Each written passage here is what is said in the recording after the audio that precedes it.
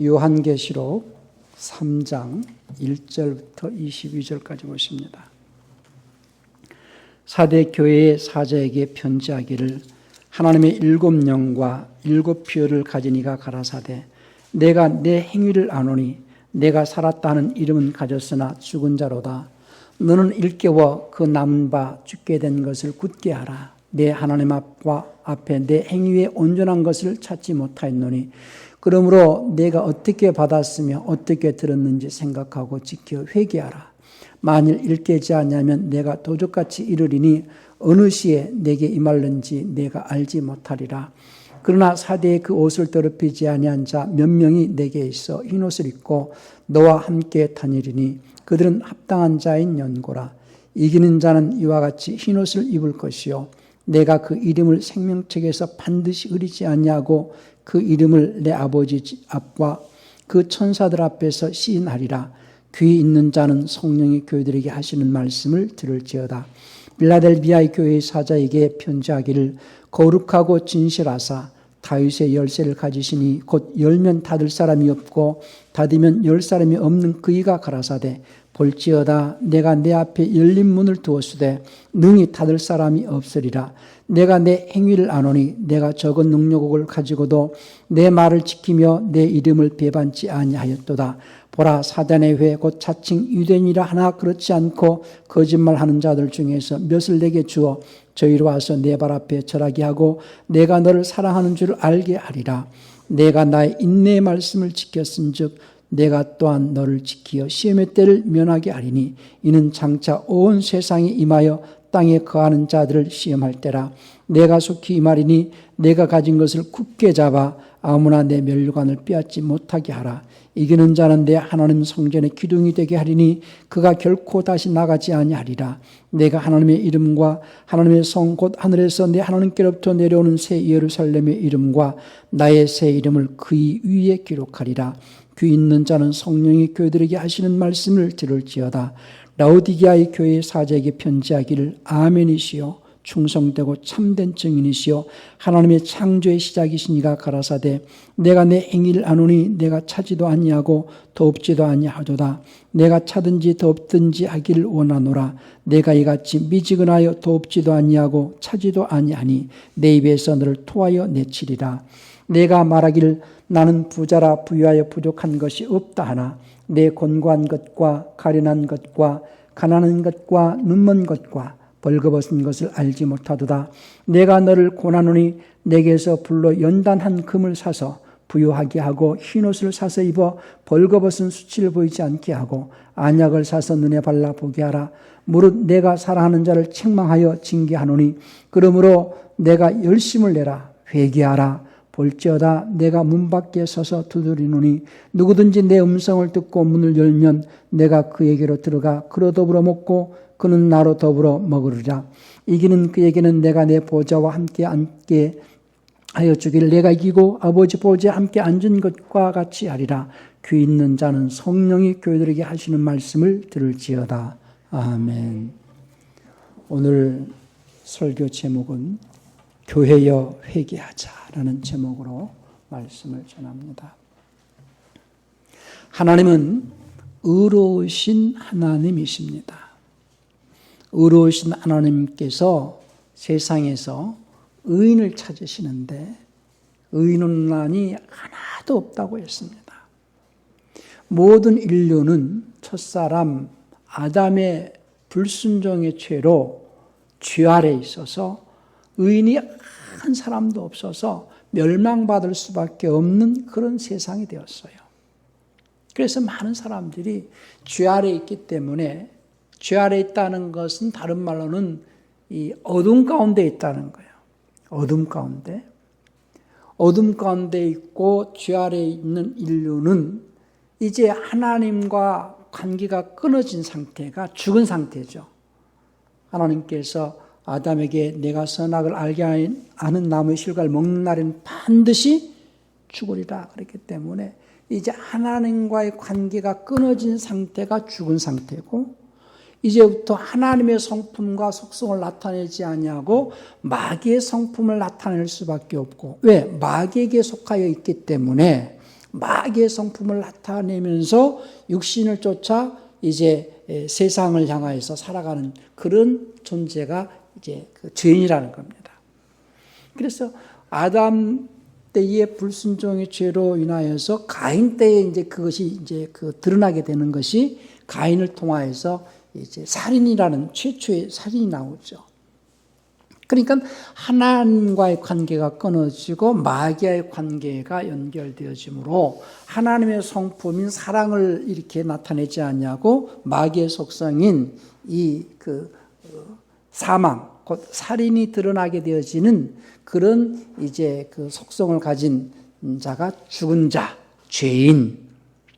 그래서 점점 인류는 하나님을 떠나서 하나님과 멀어져 있고 하나님께로 나아갈 수 있는 길이 막히고 그 길이 보이지 않는 상태가 죄인의 상태고 그것이 어둠 가운데 있다는 거예요. 어둠 가운데 있는 상태에서 다시 말해서 온 세상이 죄 아래 어둠 가운데 있고 하나님을 찾을 수도 없고 하나님께 나갈 수 없는 그 길에서 이제 이스라엘에게는 하나님께서 모세를 통하여서 또 아브라함과 계약을 하시면서 율법을 주시거든요. 그러니까 율법을 통하여서 하나님께 나아갈 수 있는 희미한 빛을 비출 수 있는 등불을 주셨어요. 그래서 모든 인류는 죄 아래 있고 죄 아래 있다는 건 어둠 가운데 있고 어둠 가운데 있기 때문에 인류가 방황을 하고 실족할 수밖에 없는 그런 세상에서 하나님께서는 특별히 아브라함에게 나타나셔 가지고 복을 주시겠다고 하시고 이제 계약을 하시면서 너는 나의 백성이 되고 너와 네 자손은 하나님의 백성으로 살게 해주겠다. 그러니 할례하라 하고 할례로 계약을 하시고 모세 때에 와가지고는 하나님께서 율법을 주셔서 그 이스라엘 민족이 어두운 세상에서 방황하거나 실족하지 않도록 하기 위해서 율법이라는 등불을 주셨다 그 말입니다. 우리 시편 119편 105절을 한번 볼까요? 시편 119편 105절입니다. 주의 말씀은 내 발의 등이요 내 길의 빛이니이다. 그러니까 구약의 이스라엘 사람들에게 주신 하나님의 말씀은 등이요 내 발의 빛이 등불을 주셨어요.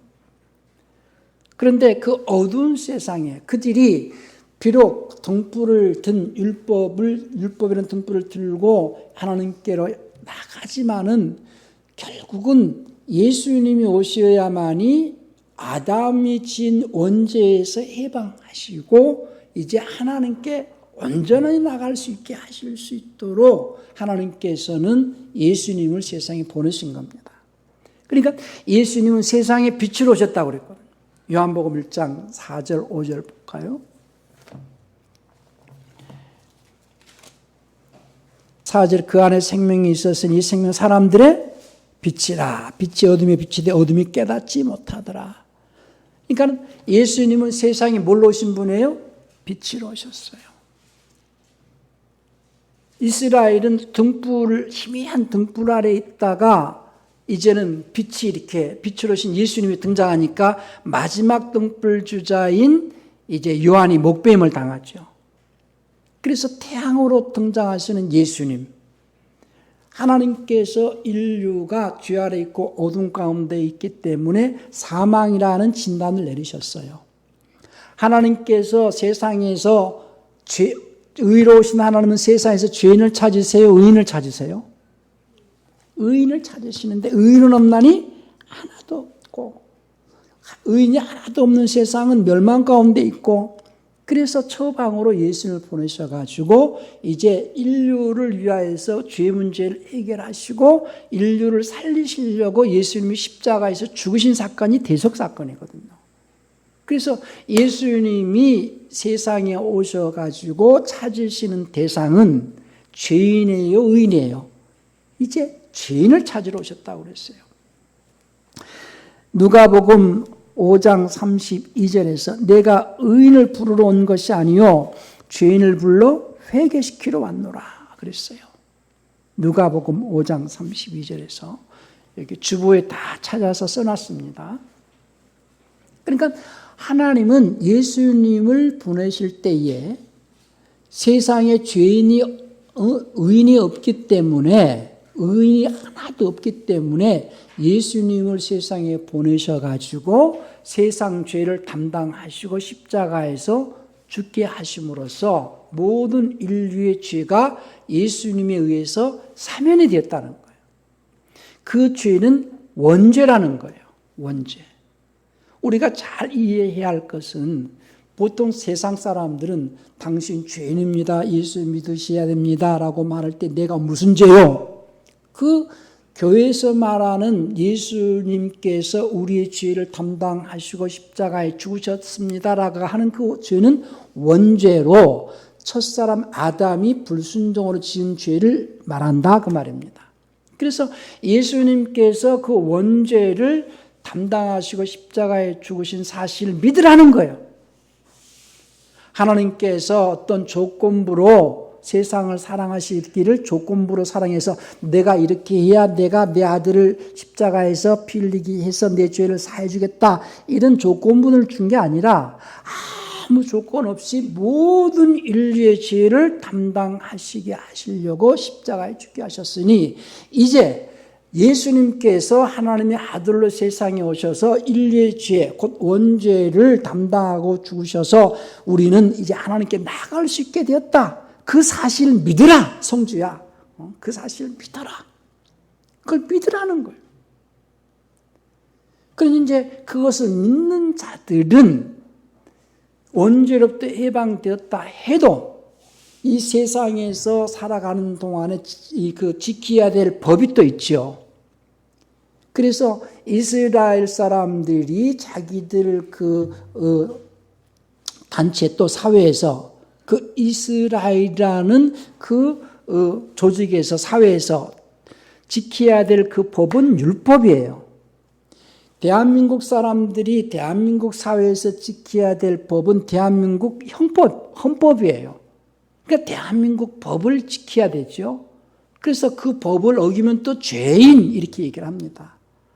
첫 번째 죄는 하나님의 말씀에 불순종한 원죄가 있고, 두 번째 죄는 이 나라에 사는 동안에는 대한민국의 법을 지켜야 되는 형법. 이스라엘은 무슨 법? 율법. 이스라엘의 율법은 대한민국으로서는 형법이고 대한민국의 형법은 이스라엘의 율법이다, 그 말이에요. 사회에서 지켜야 될 그 법, 그 법을 잘 지켜서 이제 그 법을 어기면은 또 죄인이 되는 거잖아요. 여러분들이 오늘 이 자리에 앉아 있는 것은 대한민국 법을 잘 지켰기 때문에 앉아 있는 것이지, 만약에 그 대한민국 법을 어기면은 경찰서에서 잡아가잖아요.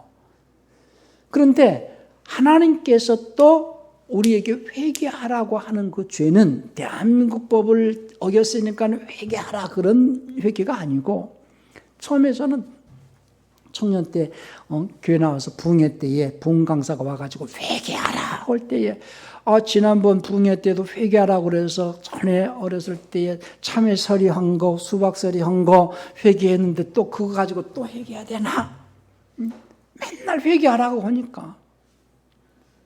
오늘 주님께서 우리에게 회개하라 하는 그 회개는 세상법에 근거한 죄를 회개하라는 것이 아니고, 이제 주님께서 회개하라고 하는 것은 마음과 생각 속에 있는 죄를 회개하라는 거거든요.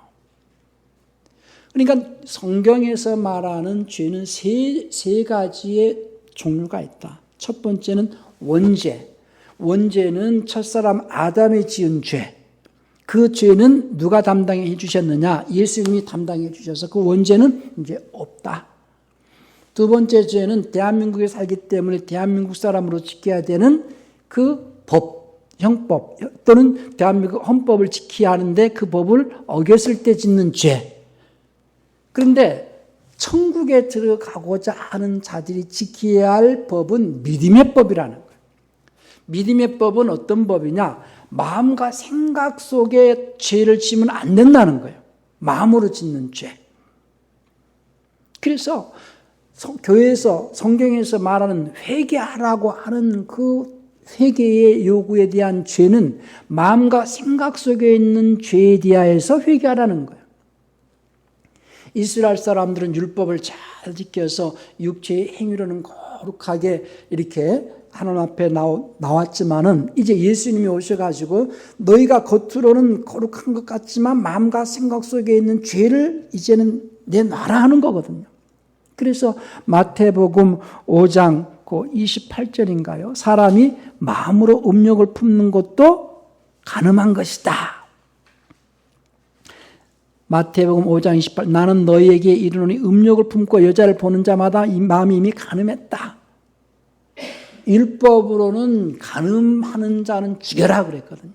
근데 마음과 생각 속으로 마음으로 여자 보고 음욕을 품으면 간음한 것이다. 이제 법이 더 강화가 됐습니다. 그러니까 천국에서 들어가 살고자 하는 자들은 이제 마음을 깨끗하게 하라는 거예요. 마음을. 그래서 그 마음과 생각 속에 있는 죄를 지적하는 법이 믿음의 법 또는 그리스도의 법 이렇게 얘기를 하는 거예요. 자, 우리 로마서 3장 27절을 한번 볼까요? 로마서 3장 27절. 그런즉 자랑할 때가 어디에 있느냐 없느니라. 무슨 법으로냐? 행위의 법으로냐? 원래 이 원문은 행위의 법으로냐? 아니라 오직 믿음의 법으로니라 그랬어요. 행위의 법은 율법을 말하는 거고 이 믿음의 법은 마음과 생각으로 짓는 법이거든요. 그러니까는 마태복음 5장 20절에서 예수님께서 제자들에게 하시는 말씀이 마태복음 5장 20절에서 뭐라고 말씀하시냐면은 내가 너희에게 이르노니 너희 의가 서기관과 바리새인보다 더 낫지 못하면 결단코 천국에 들어가지 못하리라. 그러니까 마태복음은 산상수훈 팔복을 쭉 말씀하시면서 마음으로 짓는 죄에 대하여서 지금 주님이 말씀하시는 거예요. 모세를 통하여 명령하신 율법은 육체의 행위에 죄가 나타날 때에는 돌로 패 죽여라 하는 법이 율법이에요. 그러니 그 율법은 육체의 죄가 나타나지 못하도록 육체의 행위를 거룩하고 육체의 행위에 죄가 나타나지 못하도록 제어하는 법이 율법이라면은 주님이 말씀하신 요 믿음의 법은 사람들의 마음과 생각을 잘 절제하고 경건하게 하고 깨끗하게 하고 미움이나 다툼이나 원망이나 시기나 분노나 이런 것들이 없도록 해라. 그래서 이 마음과 생각 속에 죄가 나타나지 않도록 마음과 생각 속에 죄를 품지 않도록 하는 법이 믿음의 법이다 그 말이에요. 그래서 율법은 모세가 시내산에서 받았기 때문에 율법을 다른 말로 모세법 이렇게도 얘기를 하는데 믿음의 법은 주님을 통해서 주신 말씀이기 때문에 그리스도의 법 이렇게 말합니다. 우리 갈라디아서 6장 2절을 볼까요? 갈라디아서 6장 2절입니다. 너희가 짐을 서로 지라 그리하여 그리스도의 법을 성취하라. 그리스도의 법, 그리스도의 법을 성취하라. 그런데 그 그리스도의 법, 그러니까 믿음의 법을 다른 말로 그리스도의 법이라고도 하고 또 그 법을 다른 말로는 자유의 완전한 법 이렇게 얘기도 합니다. 야고보서 1장 25절 한번 볼까요? 야고보서 1장 25절입니다. 자유하게 하는 완전한 법을 들여다보고 있는 자는 듣고 잊어버리는 자가 아니요 실행하는 자니 이 사람이 행하는 일에 복을 받으리라. 개역성경은 온전한 율법 이렇게 해놨는데 율법은 아무것도 완전하게 하지 못한다고 히브리서 7장 19절에서 말했어요. 그러니까 율법이 아니고 완전한 법이에요.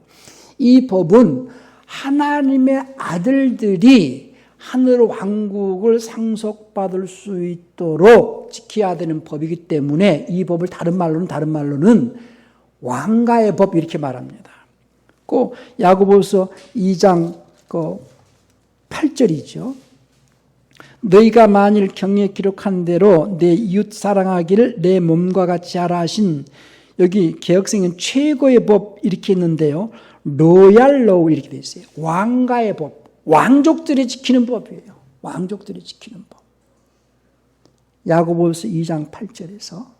그러니까 믿음의 법, 그리스도의 법, 죄인이 아니라 자유자가 지키는 법, 그리고 이 법은 하늘 왕족들이 지키는 법, 그래서 왕가의 법.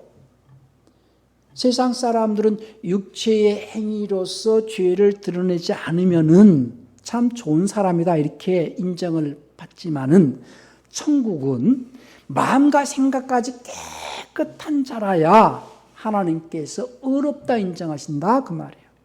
그래서 이제 하나님께서 세상에서 의인을 찾으시는데 한 사람도 찾을 수 없어서 전부 죄인이기 때문에 예수님을 보내신 것은 이제 그 세상 죄를 담당하게 하시고 십자가에 죽으심으로 마귀로부터 해방되어져 가지고, 그래서 마귀로부터 예수님이 십자가에서 돌아가실 때에 마귀로부터 해방시킨 사건이 십자가 사건이에요. 예수님이 오시기 전에 마귀에게 붙잡혀 있을 때에 이스라엘은 무슨 법을 지켰어요? 율법을 지켰어요. 그러니까 그건 자유자의 법이 아니에요. 죄인들이 지키는 법. 그래서 항상 율법이라는 것은 죄인으로서 언젠가 우리 죄가 메시아로 말미암아 메시아가 오시면 우리 죄를 사해 주실 것이다라는 기대 속에서 율법을 지키고 할례를 했다 그 말이에요. 예? 그러니까 보세요. 예수님 당시에 예수님이 오시기 전에 누가 먼저 등장하느냐? 요한이 나타나가지고 회개하라고 외칩니다. 그런데 회개는 죄인이 회개해요? 의인이 회개해요? 죄인이 회개해요. 그런데 죄인인 것을, 항상 자기 자신이 죄인인 것을 잊지 않고 이 죄 때문에 나는 지옥 가게 생겼구나. 그런데 메시아가 와서 이 죄 문제를 해결해 주실 것을 우리 조상 아브라함에게 하나님께서 약속하셨기 때문에 나는 죄인인 것을 잊지 말고 메시아를 기다리자 하고 그들은 무슨 법을 지켰어요? 율법을 지켰다 이거예요. 그러니까 율법을 지키는 자들은 자기가 항상 무슨 신분인 것을 잊지 않는 거예요. 죄인이라는 걸 잊지 않는 거예요. 그러니까 중요한 건 그겁니다. 요한이 외칠 때에, 회개하라고 외칠 때에 누구에게 가장 그 소식이 기쁜 소식이에요? 드디어 하나님께서 우리 민족을 구원하시려고 메시아를 보내주시려고 하는가 보다. 왜냐? 이스라엘이 말라기 선지자를 마지막으로 이스라엘이 마태복음 중간사가 바벨론으로 포로로 잡혀가고 난 이후에 예수님이 오시는 로마 시대까지 약 430여 년 동안 선지자가 없었거든요. 왕도 없었거든요. 그런데 혜성같이 등장한 사나이가 있었으니 친요한이 나타나서 회개하라 한다는 거예요. 그러면 회개라는 소식이 이스라엘, 율법을 지키는 이스라엘은 최고의 복음이에요. 기쁜 소식이에요. 왜? 회개는 용서를 전제로 회개하라는 거거든요. 우리는요, 기도하세요. 하나님께서 너희는 나에게 부르짖어라. 그리하면 내가 내게 응답하겠고, 기도는, 기도하라는 것은 뭘 전제로 기도하라는 겁니까? 응답을 전제로 기도하라는 거예요. 회개하라 하는 것은 뭘 전제로 하라는 거예요? 용서를 전제로 회개하라는 거예요. 그러니 이 요한이 나타나가지고 이스라엘에게 회개하라고 외치니 이게 이스라엘 사람들에게는 무슨 소식이에요? 복음이에요, 복음. 복음의 첫 번째 그 내용이 뭐예요? 회개예요. 많은 그리스도인들이 회개하라 그러면 기분 나쁘게 생각을 해요. 아니요. 회개는 복음이다. 다 같이 회개는 복음이다. 회개는 복음이다. 회개는 복음이에요. 그러니까 요한이 회개하라 외쳤을 때에 그 소식, 회개하라는 소리를 듣고 기쁜 소식으로 들을 수 있는 자는 누구예요? 죄인이에요, 죄인. 죄인. 드디어 내 죄가 용서받을 수 있게 됐구나. 그러면 자기가 죄 있는 것을 늘 기억하고 죄 있는 것을 잊지 않고 있는 자는 누구겠어요? 율법 아래 있는 자요. 율법 아래 있는 자. 그러면 예수님께서 특별하게 이스라엘에게 오신 것은 기왕이면 그때 당시에 우리나라에 오시지. 그때 당시가 예수님이 오셨을 때 당시 지금 고구려, 고려, 삼국시대 그때쯤 되거든요. 그때 우리나라에 오시지. 갑자기 예수님이 오셔가지고 회개하라 그러면 그 말 알아듣겠어요? 못 알아들어요. 이스라엘은 이미 아브라함 때부터 아브라함이 복음을 들었거든요. 아브라함이 전해들은 복음은 뭐였어요? 복 주겠다는 거예요. 창세기 12장에서 복 주겠다는 거예요. 근데 그 복이 뭐냐? 시편 133편 3절에서 영생을 말한다고 그랬거든요. 어디 한번 봅시다. 시편 133편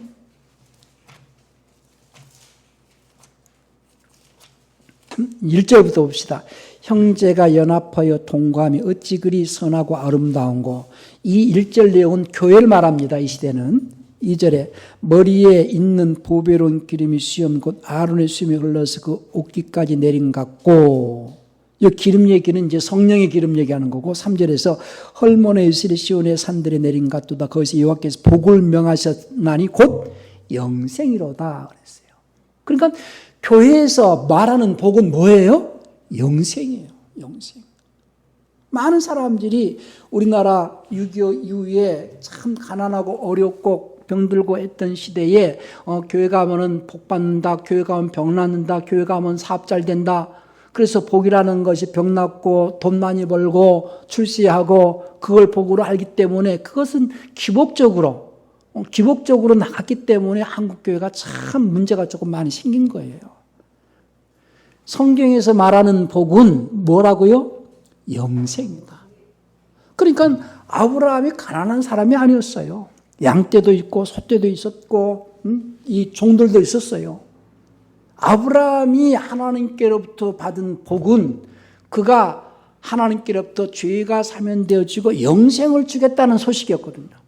왜냐하면은 인류는 첫사람 아담으로 말미암아서 죽었고 죄 아래 있고 사망 가운데 있거든. 그러니까 죄 아래 있고 사망 가운데 있다는 것을 아브라함이 알았다는 얘기예요. 왜? 그때는 성경도 없었는데 어떻게 알고 있었을까요? 구전으로. 성경은 모세오경을 기준으로 해서 모세가 이제 기록했고 우리가 그렇게 알잖아요.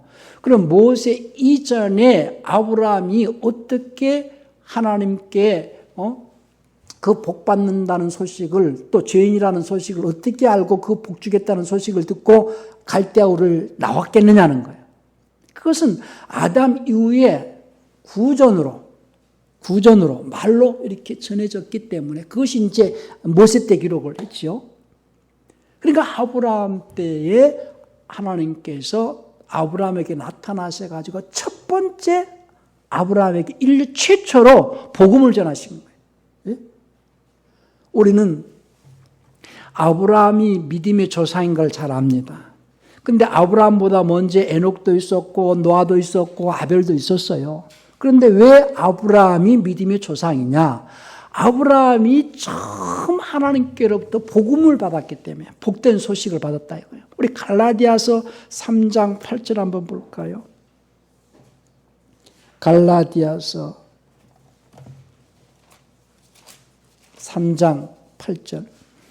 또 하나님이 이방을 믿음으로 말미암아 의로 정하실 것을 성경이 미리 알고 먼저 아브라함에게 복음을 전하되 이 모든 이방이 너를 인하여 복을 받으리라 하였으니.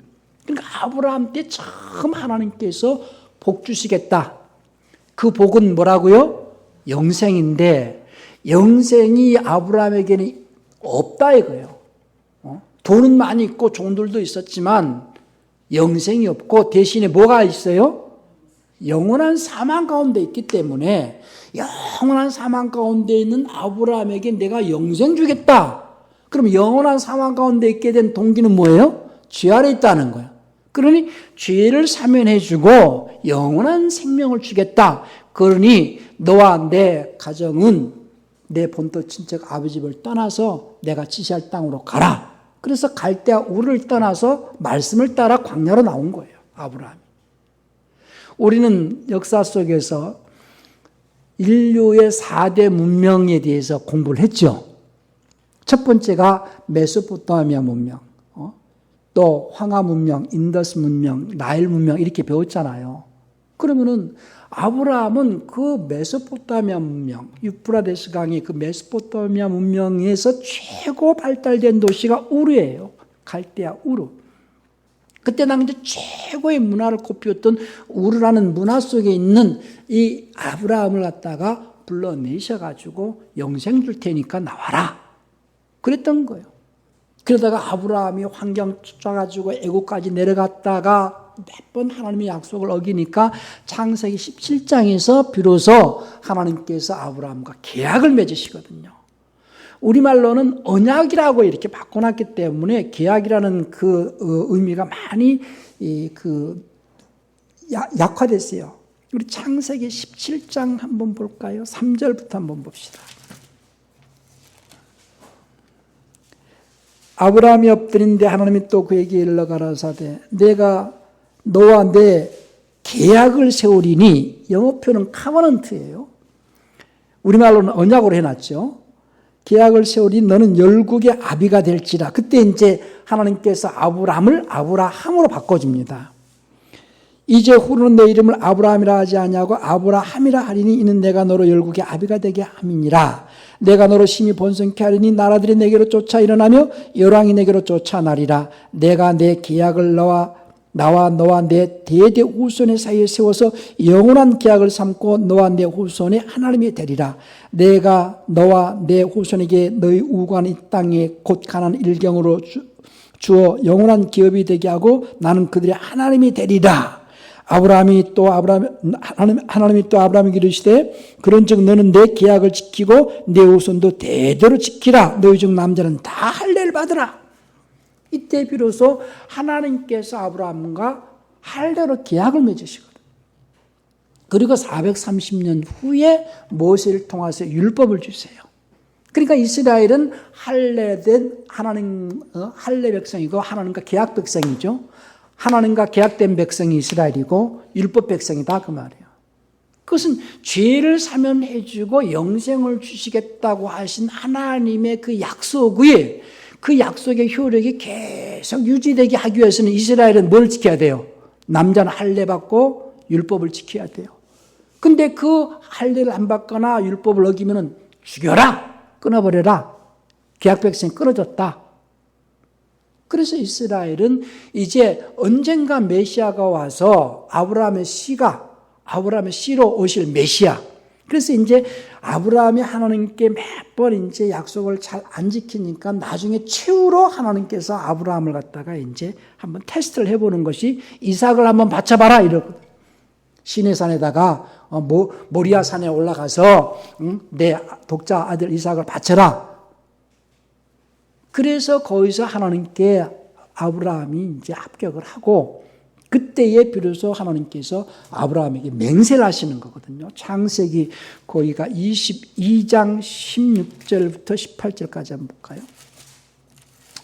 창세기 22장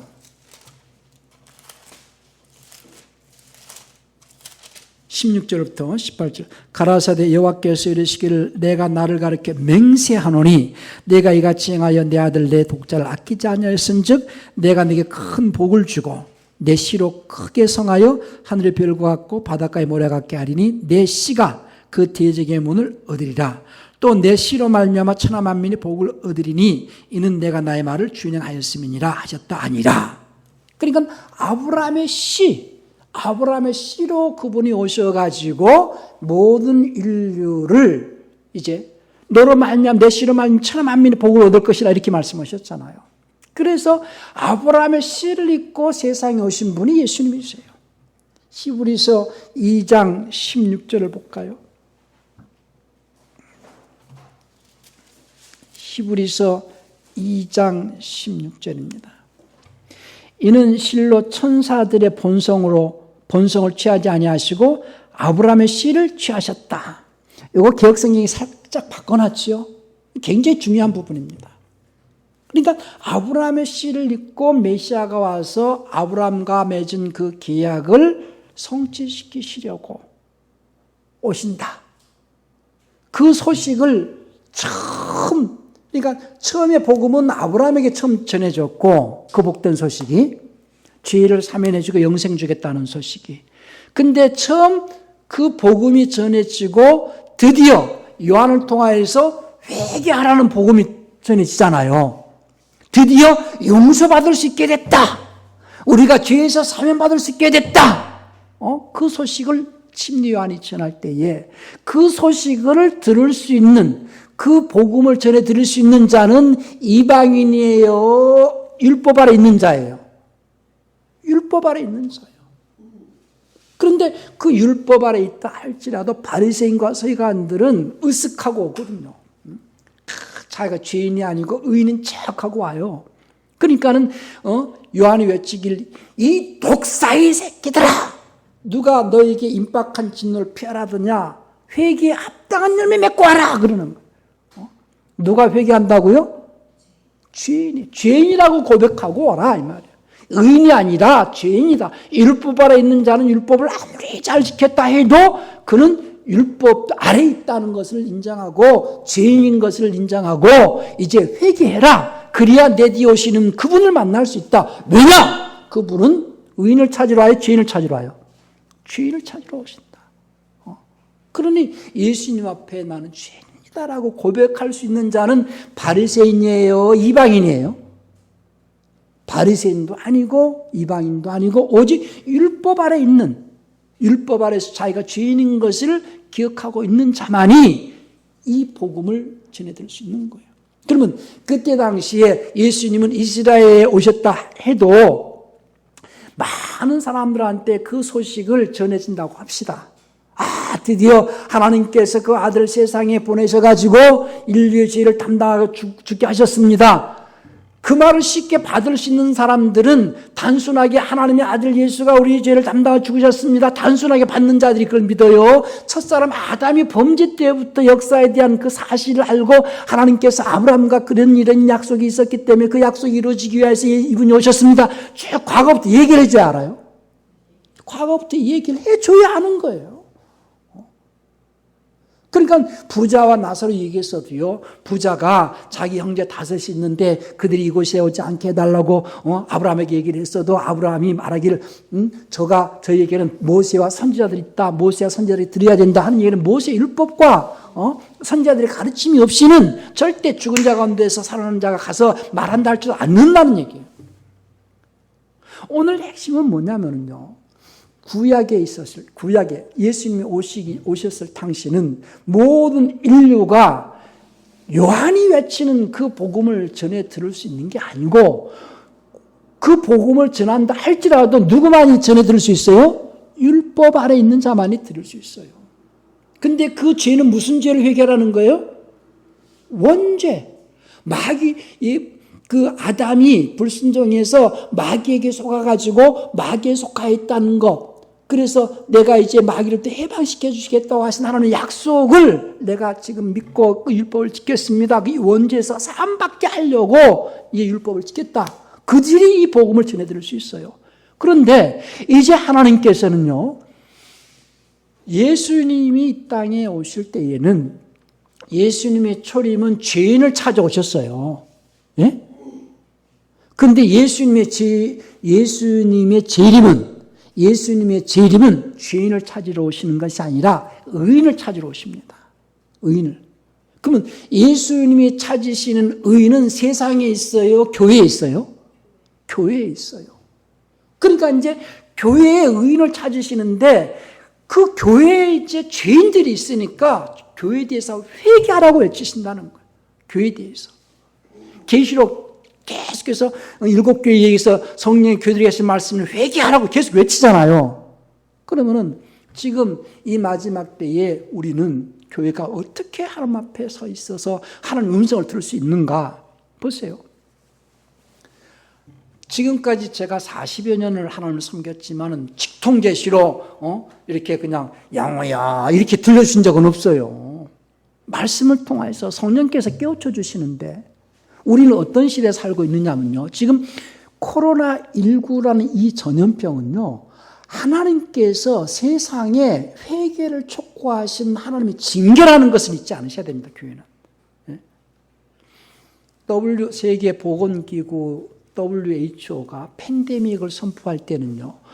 2개의 대륙에 전염병이 발생을 할 때에 팬데믹 선포를 해요. 근데 지금 세계는 대륙이 몇 개 있어요? 몰라요? 5대양 6대주 그러잖아요. 5대양 6대주. 그럼 5대양은 양주 이름이 아니에요. 5대양은 태평양, 대서양, 인도양, 남극, 북극 5대양이에요. 6대륙은 아시아, 유럽, 아프리카, 오세아니아, 남미, 북미 6대륙이에요. 창세 이후에 노아의 홍수 때 모든 인류가 물론 멸망당했죠. 모든 인류에게 징계를 내리시는 이 현상은 노아 이후에 처음이에요. 그걸 아셔야 돼요. 노아 이후에 모든 인류가 하나님께 징계를 받는 이 일은 처음이에요. 코로나19로 인해서. 아십니까? 그러면 이 코로나19를 통하여서 하나님께서 우리를 징계하신다는 것을 깨달을 수 있는 자는 이방인들이요, 세상 사람들이요, 교회예요. 교회예요. 근데 어떤 교회가 이 코로나19가 하나님의 징계라는 것을 깨달을 수 있느냐는 거예요. 깨어있는 교회가 된다는, 깨어있는 교회. 그러니까 지금 하나님께서 회개하라 하시는 그 음성을 지금 누가 들어야 돼요? 교회가 들어야 돼요, 교회가. 근데 교회가 그 소리가 안 들려. 깨어있는 거예요, 잠자는 거예요? 잠자고 있어요. 세상 사람들은 코로나19 하나님 징계 택도 없는 얘기라고 하겠죠. 아이고, 뭐 별걸. 그렇잖아요. 그 조선족 그 얘기하면 택도 없는 얘기를 하잖아요. 코로나19는 하나님의 징계다. 코로나19는 전염병이잖아요. 전염병은 주님의 칼이라고 그랬어요. 역대상 21장 12절을 보면은요. 역대상 보십시다. 21장 다윗이 하나님 앞에 이제 그 인구조사 때문에 징계를 받아요. 그랬더니 갓 선지자를 보내가지고 하나님께서 택하라는 거예요. 뭐를 택하라? 21장 11절부터 봅시다. 9절부터 봅시다. 여호와께서 다윗의 선지자 갓에게 이르시되 가서 다윗에게 말하여 이르기를 여호와의 말씀이 내가 내게 세 가지를 보이노니 그 중에서 하나를 택하라. 내가 그것을 내게 행하리라 하셨다 하라. 가시 다윗에게 나아가 고하되 여호와의 말씀이 너는 마음대로 택하라. 혹 3년 기근일지 혹 내가 석 달을 대적에 피하여 대적의 칼에 쫓길 일일지 곧 여호와의 칼 곧 온역 전염병입니다. 여호와의 칼 곧 전염병이 사흘 동안 이 땅에 유행하며 여호와의 사자가 이스라엘 온 지경을 멸할 일일지 하셨나니 내가 무슨 말로 나를 보내신 이에게 대답할 것을 결정하소서. 다윗이 갓에게 이르되 내가 공경에 있도다. 여호와께서는 공률이 심히 크시니 내가 그의 손에 빠지고 사람의 손에 빠지지 않기를 원하나이다. 그래서 이 이스라엘이 이제 전염병에 걸려서 7만 5천인가 죽어요. 그러니까 전염병은 누구의 칼? 주님의 칼. 여호와의 칼이라고 그랬어요. 그런데 하나님께서요 약속하시기를 너희는 전염병으로부터 내가 지켜주겠다. 너희는 이렇게 해라 하는 것이 출애굽기 30장 12절에서 이제 생명의 속전을 통해서 말씀하세요. 출애굽기 30장 12절을 볼까요? 내가 이스라엘의 자손의 수요를 따라 조사할 때 조사받은 각 사람은 그 생명의 속전을 여호와께 드릴지니 이는 그 계수할 때 그들 중에 전염병이 없게 하려 함이라. 생명의 속전을 통하여서. 그러니까 이제 시편 기자가 다윗이 이제 하나님 앞에 고백하기를 내가 지금 극심한 전염병에서 하나님 나를 지켜주신다. 시편 91편 볼까요? 3절부터 한번 봅시다. 91편 3절에서 이는 저가 너를 새 사냥꾼의 올무에서와 극한 전염병에서 건지실 것입니다. 6절에도 흑암 중에서 행하는 전염병과 10절에서도 내가 화가 이제 아주 거기는 이제 재앙으로 했는데 극심한 전염병이 장막에 가까워지고 전부 전염병의 사람 지켜주신다는 약속이 있다는 거예요. 물론 정부에서 지침을 내려서 마스크도 하고 손도 닦고 뭐 거리두기도 해야 되고 그렇게 잘 하는데도 걸려요, 안 걸려요? 걸려요. 안 하는 것보다는 하는 것이 낫지만은 더 우리가 전염병으로부터 보호받을 수 있는 비결이 있다는 거예요. 하나님의 사람으로 살라 이거예요. 회개하라 이거예요. 왜? 주님이 재림이 임박했다 이거예요. 요한이 외칠 때에 회개하라. 뭐가 가까이 왔다? 천국이 가까이 왔다. 내 뒤에 곧 메시아가 온다. 회개해라. 초림이잖아요. 주님께서 세계적으로 지금 코로나19라는 전염병을 통하여서 회개를 촉구하실 때에 그 회개하라는 주님의 그 음성을 들을 수 있는 대상은 이방인이요, 교회요? 교회요. 왜? 주님이 재림이 임박했다는 거예요. 응? 주님의 재림이 임박했다는 거예요. 왜 깨닫지 못하느냐는 거예요, 교회가. 노아 홍수 이후에 하나님께서 인류에게 회개를 촉구하는 그때가 처음이라는 거예요, 지금. 사람들은 주님께서 오실 때는 뭐 마지막 성전이 어떻고 뭐 무슨 전쟁이 나고 별 종말론을 갖다가 엉터리로 말해가면서 얘기를 해요. 중요한 거는요, 주님이 오시는 것도 중요하지만 내가 주님께서 오늘이라도 불릴 때에, 주님께 나 부르실 때에 내가 그 음성을 들을 수 있느냐는 거예요. 그러니까는 주님의 재림 때에 천사장과 호령의 나팔 소리가 들을 때 내가 그 음성을 들어야 되잖아요. 어떤 징조를 지금 많이 우리가 봐야 돼요. 내 상태가 주님이 나를 부르실 때에 내가 주님 앞에 설 수 있는지 그것을 점검해야 돼요. 징조를 많이 봐야 돼요.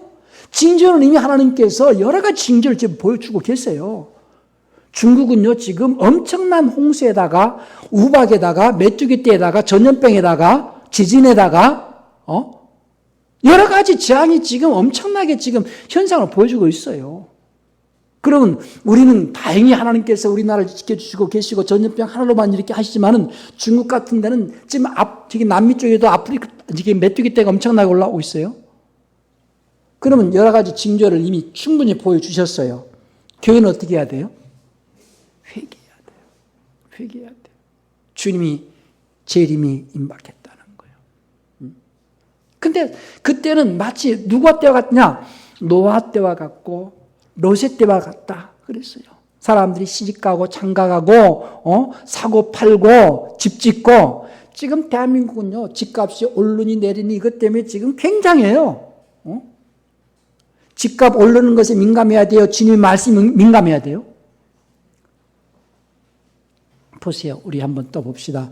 노아 때가 누가복음 17장 26절 28절. 누가복음 17장